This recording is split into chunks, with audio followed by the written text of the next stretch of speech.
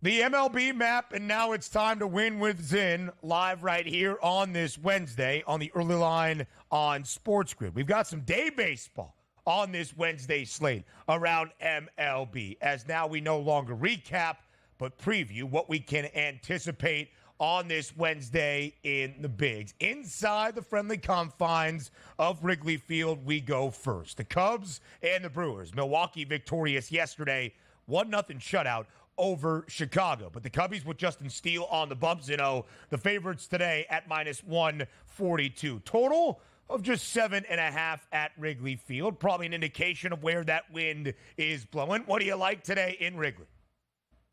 I mean, Justin Steele is sort of, after being a tough luck pitcher for the first couple of months of this season, not able to record a win until July 5th when he got his first win of the year in a complete game two-hitter against the Angels.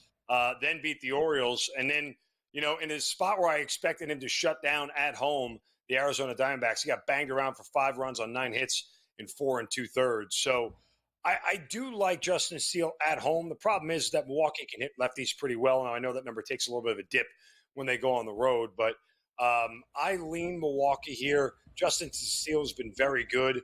The fact that he got back-to-back wins and now takes another loss after that kind of indicates that maybe that high that he was pitching on might start to turn the corner here, and we start to see him come back down to earth a little bit. But it's hard to bet against Milwaukee and bet on the Cubs. I mean, the Cubs are a miserable team. There's like 3 or 4 teams in Major League Baseball that are absolutely miserable to bet on. The Blue Jays, the Cubs, the Angels, like these are, Mariners. These are just miserable teams to bet on that it never goes well for you. So I would pass on the Cubs here, lean Milwaukee. Even tougher to bet the Cubs now that front office basically said, hey, we're open for business at the trade deadline. So a lot of these players might be on the move as well. Bounce back effort tonight needed for the Kansas City Royals, who dropped the game yesterday to the Diamondbacks. Going to be Waka versus Nelson, slight favorite for Kansas City. Updated price point at a minus 126 here at the FanDuel Sportsbook, and a total that's listed at 9. What are we seeing tonight in the cards here? Will it be the D-backs getting another victory or Kansas City coming ahead? I think runs. We'll see that. I mean, Waka Waka has a higher ERA, and so does Ryan Nelson. I mean, these are not to get a tough. So I don't know if I trust either one of these guys to get a whole bunch of outs. Look, when I see situations like this and I see a 9, if you're going to give me over 4.5 in the first 5, take it there, because chances are, what do I always say, guys? If they ain't scoring early, they probably ain't scoring late. So I would look to a first 5 over here to get that 4.5 on a 9, and they don't push you to 5. And just hope that those bats will come alive like they did in Game 1 of this series. The Guardians at home today, snapping a 3-game skid yesterday with a close 5-4 win over Detroit. J-Ram, Jose Ramirez, big for Cleveland yesterday. The Guardians trying to hold on to that top spot in the American League Central, not only snapping a 3-game skid yesterday, but dropping 8 of their last 11. A home favorite today at minus 144 against Detroit. The over-under is 7 in the land. How do you break down this American League Central matchup between the Tigers and the Guardians? I kind of think we go over 7.5 here. I mean, it's kind of weird that the Guardians are a favorite against Jack Flaherty because he's been so good. However, Tanner Bybee, the Guardians are 15-5 when he's on the bump this year. They're scoring nearly 6 runs a game for him. And it's not like Flaherty. I mean, as good as Flaherty's been, hell, he gave up 5 runs to the Angels one night, for crying out loud. He gave up 3 bombs there. Bybee isn't exactly like mowing them down. I mean, his 3.5 ERA is respectable. His 1.1 WHIP is respectable. He has given up 13 home runs this year.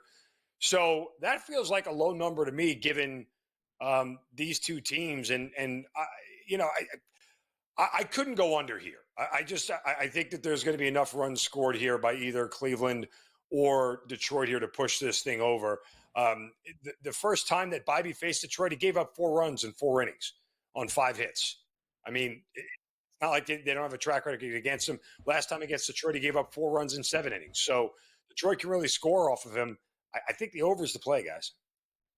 The Tigers still playing good baseball, 12-17 over their last 19 games, but Cleveland etching out the victory yesterday, 5-4. Zeno, quickly here, 40 seconds left in this segment. Garrett Cole on the bump tonight in the Bronx as the Yankees try to avoid the season sweep against the Mets. Will it happen?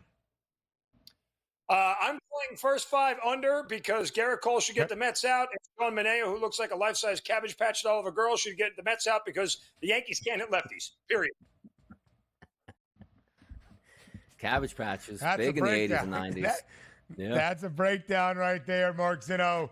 As always, we appreciate the time. What is happening? Take us to break.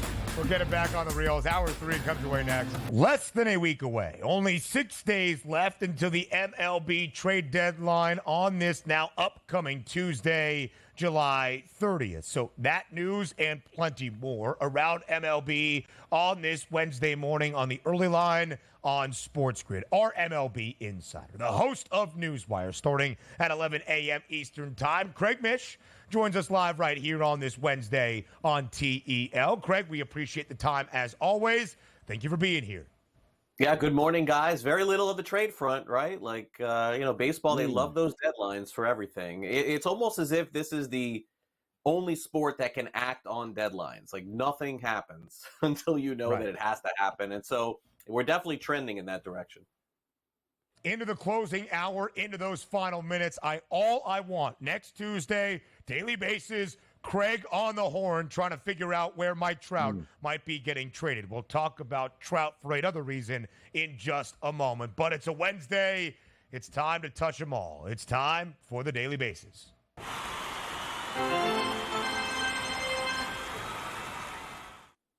So, Craig, let's head to first. It was supposed to be the first of many times we would see Mike Trout for the remainder of this summer. Yesterday in a Triple-A rehab game for the Halos. But after just 2 innings, Mike Trout was pulled due to knee soreness. What does this do for Trout's status the remainder of this season?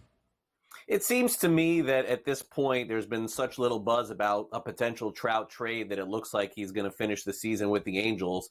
I still maintain it would be in the best interest of the Angels to move him, whether it's now or at the end of the season in the winter. So I anticipate that will happen. For now, it does not look like a major setback for Trout, but with the team being out of it, Ben, at this stage, it just doesn't seem like there's any rush to bring him back. So my guess is a couple of days off, and then they'll try again on this rehab. But I am a little surprised that his name has not come up at all anywhere as far as trade circles or rumors are concerned. I haven't heard anything. This is a player I think that needs a new home. I hope he gets it in the offseason. Would be fun to see if he was on the move and healthy at that point, but certainly this would be a setback with a week to go here before the trade deadline. I tell you, he's not having a setback right now. That's Paul Skeens, was tremendous yesterday, even in a losing effort. If we look at the Cy Young Award-winning market here, Zach Wheeler had a good performance yesterday. He improved. Chris Sale's going to pitch today. Looks like a 3-man race here, Sale, Wheeler, and Skeens. How do you think this shapes up here for the Cy Young market here down the stretch? Very close. Could come down to the last week of the season. Skeens has gained so much ground, and starting in that All-Star game, although he doesn't get any votes for that, that's not going to hurt him. You could make the case that he had the best start since he was a big leaguer yesterday, going very deep into the game, throwing over 100 pitches, unfortunately gave up a couple of runs and lost. But I think he's very much in the mix. It's absolutely a 3-player race at this point. Skeens is going to get votes. In order for him to win, the Pirates have to be in it to the end, or else you're not going to see him at the end of the season. There's no question that the Pirates are going to protect him over all else. They pulled him from a no-hitter. I believe they'll pull him from a Cy Young Award chance. So I do think Sale and Wheeler accurately are favored there at the top. In order for Skeens to win it, I think he's got to be pitching in September. Pirates have to stay in it.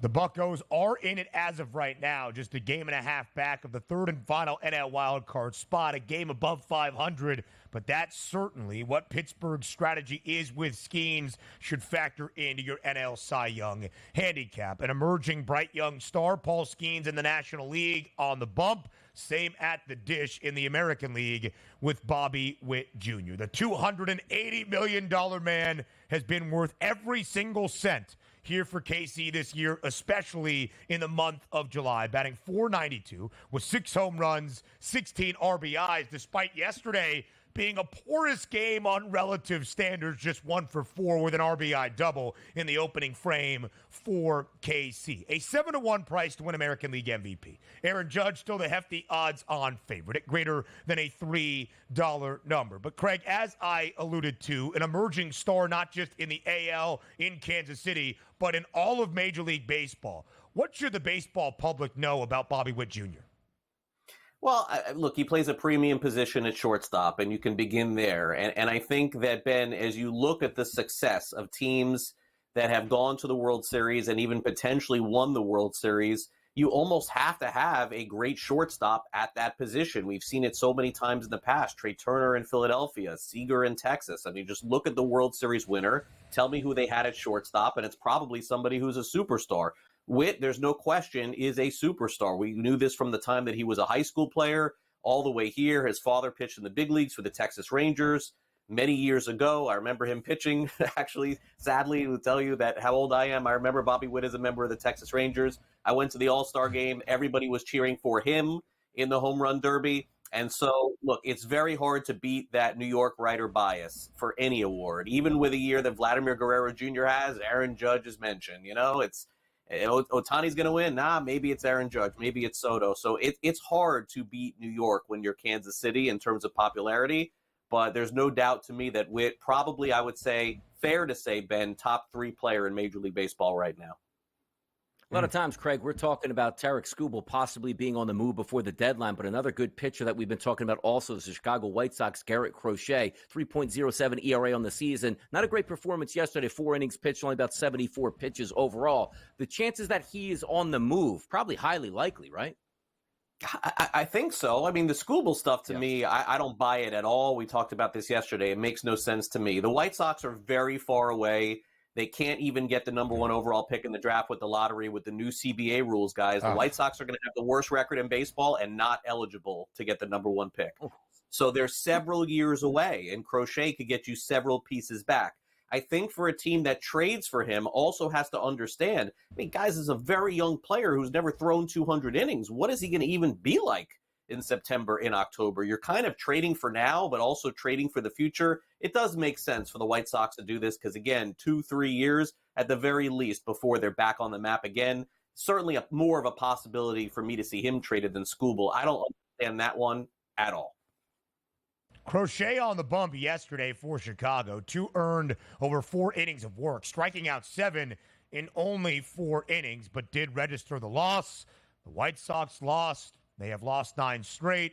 They are 27-76. They're the only team without 30 wins in MLB, the only one with less than 36. It's bad. Craig Mish is never bad. He's great, Craig. We appreciate it. We'll talk tomorrow. More on the early line next. The Subway Series finale, not only for this short 2-game set between the inner city rivals in the Big Apple this week in the Bronx, but for all 4 meetings this year. Will the Amazons pull off the season sweep, taking all 4 games against the Pinstripes, or will the Yankees finally get on the board tonight inside Yankee Stadium? Garrett Cole is the starter for the Bombers, -164, that updated number on the money line. But the Mets have been an underdog in all 4 games against the Yanks. They are once again +138. Sean Manaea gets the start for the Mets. Over/under is 8.5. Will the Yankees finally win a game against their city rivals in the Mets? It is going to be a close one here, and here's the reason why we're posting this now. Is you look at Manaea on the mound. He's actually had a pretty good, decent run here over the past 120 batters he's faced, which is the last month. A 112 ISO power number, weighted on base percentage of 276. But here's the issue. Sometimes we just look at the starting pitchers, okay, but it's really how the other team lines up. And left-handed pitching has really gotten the best of the New York Yankees over the past month. If we're looking at Jones, Davis, Volpe, Torres, Verdugo, Narvaez, and LeMahieu in that lineup, look at these ISO power numbers against left-handed pitching over the past month. 091, 0, 0, 0, 0, 0, and 0. Outside of Soto and Judge, who, again, maybe the game plan from yesterday is going to come to fruition for many other teams here, which includes the Mets in day number 2 of the Subway Series. Just don't pitch to those 2 guys. Everybody else has been terrible, and you just take your chances that some person behind Judge is going to be able to come up big, which they weren't able to do last night. Also, if you take a look at Garrett Cole, not the great pitcher that we saw last year, still trying to work himself back in. He's got some elevated numbers over his last 112 batters, and quite frankly, the Mets have done very well against right-handed pitching. So for my money today, the Yankees aren't the better team, even with Garrett Cole on the mound. Pitch around Aaron Judge in the middle of that lineup. I'll go with the Mets today. How about that? The Mets have won the first 3 games of the 4 in this season against the Yankees. So they've already taken the season series win. They're looking for the season series sweep and, of course, to win these 2 games this week in the Bronx. Before this series got underway, a split of the 2-game series was the favorite number on the FanDuel Sportsbook at -102. The Yankees to win both in the Bronx, +164. The Mets to pull the upset in both, +440, like they did back at the end of June about a month ago in Citi Field. The Mets have had the Yankees number this year. We'll see if it continues into the 4th and final game between these 2 sides this season in 2024. So far this week, the Dodgers have had the number of their California rivals from up north, that being San Francisco. The Dodgers winning yesterday 5-2 over the Giants. 5 straight wins for LA since returning from the All-Star break. And some more good news perhaps on this Wednesday evening. Tyler Glasnow gets the start for Los Angeles, his first outing since July 5th. In his last 2 starts prior to the All-Star break and then going on that short-term IL, he gave up 10 earned. That's 5 earned runs in each of his last 2. But back today, healthy, ready to go. The Dodgers a -188 favorite against San Francisco tonight at the Ravine. Yeah, 2 pitchers that, quite frankly, haven't done a lot of pitching over at least the past month. Robbie Ray hasn't done very much pitching at all in Major League Baseball this year, trying to get ready and coming back through the minor league system.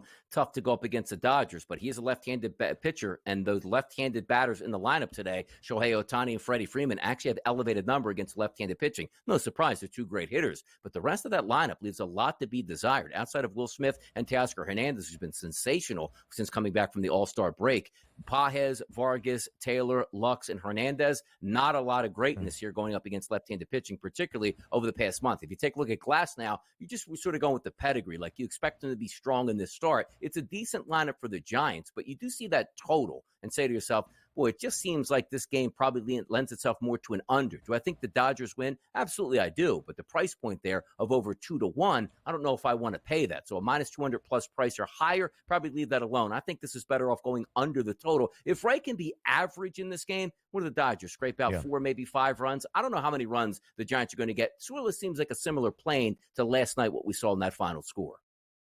Yeah, the Dodgers won game 1 of this midweek set, a 4-game set, by the way, so we'll continue tomorrow on a Thursday by a score of 3-2. Last night, 5-2. Shohei Ohtani had a couple of ribbies as well. 7-day baseball games in afternoon hours on this Wednesday, including in the Twin Cities, where the Twins will host the Phillies in the rubber match of this midweek set. 3rd and final game. Aaron Nola gets the start for the Phillies. They're favored on the road to win this series and the rubber match. Of course, 3-0 yesterday after a great outing from Zach Wheeler. Can Nola match today for the Philadelphia Phillies? 76 degrees this afternoon in Minneapolis. You take a look at a wind blowing in 6 miles per hour. You also see the Phillies that struggled 2 nights before, struggled last night at the Ginza plate. You were hoping they'd be able to break out today, but we'll see if that's the case. The lineup looks strong, or certainly probably will look strong this afternoon, but the focus again is going to be on Aaron Nola. Take a look at the last 60 days in Major League Baseball. Aaron Nola actually has some very good numbers, a 76 xFIP minus. Now you see the ERA at just over 4 for the past 60 days, which isn't great, but he lowers that with that analytical number, 3.03 xFIP. He should be fine against that Minnesota Twins lineup that I like a lot. But having said that, you're looking at Aaron Nola on the mound going up against Okert, who's due to start this game. There's much more firepower from Aaron Nola and Okert. But I do look, once again, I hate to do this because I love to bet overs and RBI. But I'm probably looking at much more of an under in this game because, hey, the Phillies could break out at the plate. That's what they're waiting for, yes. But what have they told you over the past 2 nights that they're breaking out of anything at this point? Sure, they won the game yesterday with 3 runs in the 9th inning, which means they spent the first 1 through 8th innings there doing nothing here. Give me the under in this game between the Phillies and the Twins.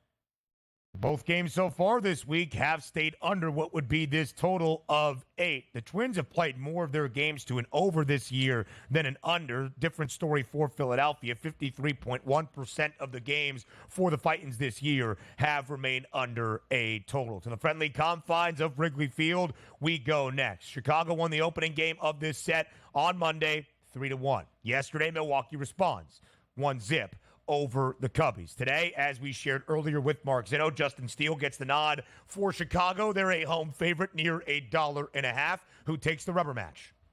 Yeah, if we're taking all the noise out of this matchup, which means the Chicago Cubs talking about selling their team off by the deadline and we're open for business, that's always tough to deal with. But Justin Steele's been a very good pitcher this year in Major League Baseball. Look at him on the season, Ben. 370 batters he's faced, a 121 ISO power number, and a weighted on-base percentage of 264. If you limit that down to just the past 30 days, he's faced 134 batters. That 121 ISO lowers to an 095. That 264 weighted on-base percentage lowers to a 246. I do believe you have the better pitcher on the mound once again, like I thought yesterday, because there was no offense from the Chicago Cubs. If the Chicago Cubs get offense today, I'm willing to back them here, even with all that outside noise of the deadline coming up and a team that's not expected to do anything down the stretch. I still do think Justin Steele's the better pitcher on the mound today, and I think the Cubs can win this ball game. The Cubs 5 games below 500 right now, 49-54. Milwaukee a 5-game lead over St. Louis for that number 1 spot in the National League Central. The Royals had won all 4 games since the All-Star break, sweeping the White Sox as you should over the weekend, and then Bobby Witt Jr. continuing that on Monday against Arizona. The Diamondbacks snapped that 4-game win streak for KC yesterday. In also all 4 of those games, Bobby Witt Jr. had at least 3 base knocks. Yesterday, just 1 for 4. An opening double, though, in the bottom of the first for an RBI. KC a favorite today at home, minus 126 against Arizona. What do you like at Kauffman? I actually like Kansas City a bit here, but if you're taking a look at Michael Wacha on the mound, last 60 days for him have been pretty productive. An 86 xFIP minus number, an ERA of 2.27. That's not bad, but here's what you're going to have to go up against, which is a problem. The Arizona Diamondbacks offense, Ben, going up against right-handed pitchers over the past month, it's been stellar. Outside of Perdomo, who's due to bat 9th today with an 0.44 ISO power number, every other player in that lineup anticipated today at least a 161 or higher, with many guys, including Carroll, Marte, Peterson, and Walker, sky-high numbers with Suarez and Thomas. It's going to be a tough outing today for Kansas City, but I think Wacha's up to the challenge, and I think Kansas City can win this one. How good has Bobby Witt been in July? He's minus 175 to record 2+ total bases. More MLB breakdowns next. An American League Central matchup tonight in Cleveland. The Guardians yesterday, a victory over the Tigers desperately needed. They had dropped 8 of their last 11. 3 straight. They win 5-4 over Detroit, who was on the opposite end of that equation. The Tigers still, with the loss yesterday in the land, have won 11 of their last 15, trying to near 500, trying to stay at least somewhat competitive in the AL Central or American League wildcard chase, trying to hold on to Tarek Skubal. You would hope Detroit does that. Tonight it's Tanner Bybee getting the start for the Guardians. Jack Flaherty, who might also be an expendable trade piece here at the deadline for Detroit, on the other side. Cleveland minus 144 against the Tigers. Total at 7. Low number tonight in Cleveland. And it should be. And also, I do get a kick out of it. Like, you usually win with starting pitching, right? And Flaherty's been a very good pitcher. And same thing, obviously, with Tarek Skubal. Yeah, let's get rid of both of those and rebuild. Like, what are you rebuilding into? Hopefully, you can get a guy like Jack Flaherty. Hopefully, you can get a guy like Tarek Skubal, which is, another, conversation for another day. But if we're looking at this game itself, Cleveland versus Detroit, I have 25 pitchers that are ranked today, Ben. Last 60 days minimum of 20 innings pitched. How about this? There's 25 on the card today. Number 4 and number 5 going toe-to-toe today. Jack Flaherty here coming in with a 74 xFIP minus, an ERA of 2.04 over the past 60 days, and a nice, crispy xFIP number of 3.04. Bybee right behind him, 76 xFIP minus, 3.26 ERA, but a 3.14 xFIP number. So if we're looking at both of these teams here, 75 degrees the first pitch, wind not really helping out that much. Left foul pole to right foul pole, probably leaning on more of an under today in this environment, because I think both of these pitchers can get out and deal. What about in the 6, where it's the Blue Jays and the Rays? Tampa a victory yesterday in the opening game of their set against their divisional opponent. The Blue Jays looking like they are going to sell ahead of the trade deadline. Things are bad right now in the 6th. They're now 10 games below 500. The Rays, though, 1 game above 500, 51-50. It was the Lowe-Lau combination yesterday. Josh Lowe, an RBI to start. Brandon Lau, a 2-run shot. The Rays never looked back, winning 4-2. So, as we look at today's game, Tampa, a slight road favorite in Toronto, minus 118 on that money line. Total has dropped by a hook. It's now at 8. What do you like in the 6?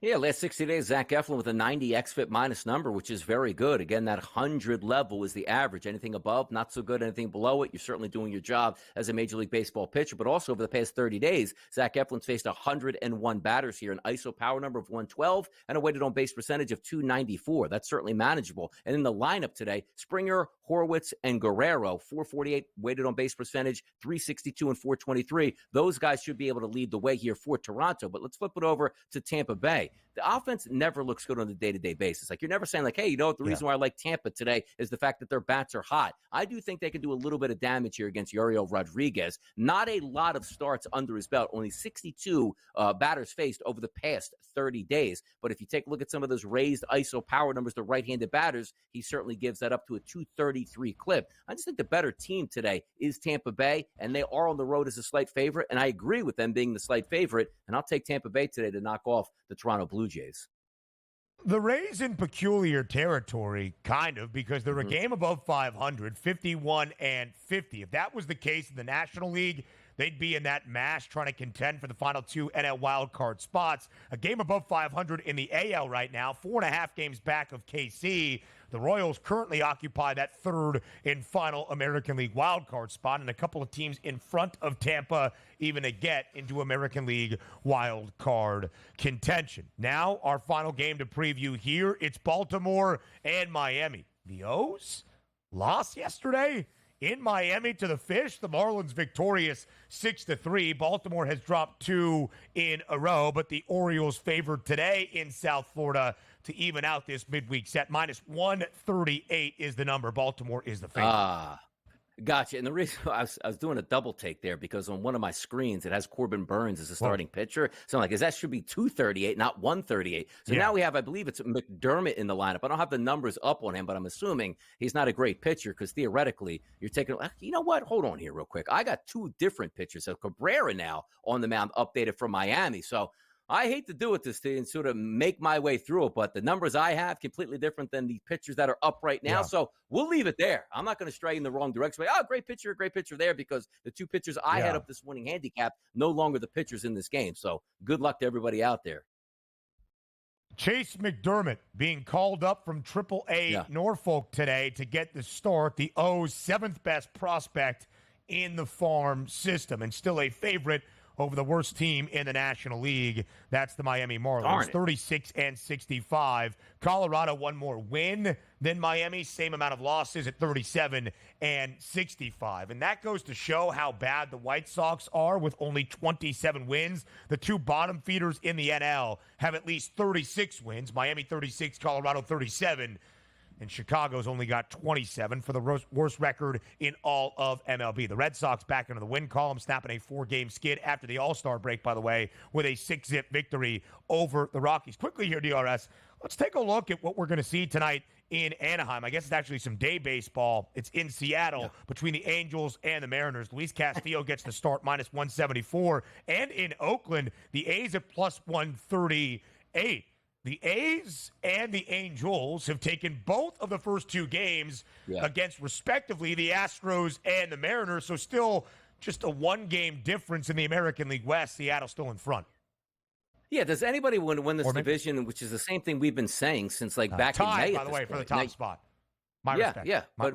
Then you see the Texas Rangers right below them on a couple-game win streak and closing that gap fast at this point. So it's something to keep in mind, because you would figure Houston playing Oakland, hey, pick up a couple games and no big deal. Seattle playing Los Angeles, pick up a couple games there, no big deal. And it hasn't been the case here. So we are going to come down the stretch, and certainly those numbers for the Texas Rangers are going to come lower and lower and lower at this point, where they were like an 80-1 to win the World Series. And that number certainly is going to move down if they get closer with a legitimate chance now to actually win the division. What a crazy AL AL West at this point. But again, everybody doing their part to not try to actually win the division is pretty impressive.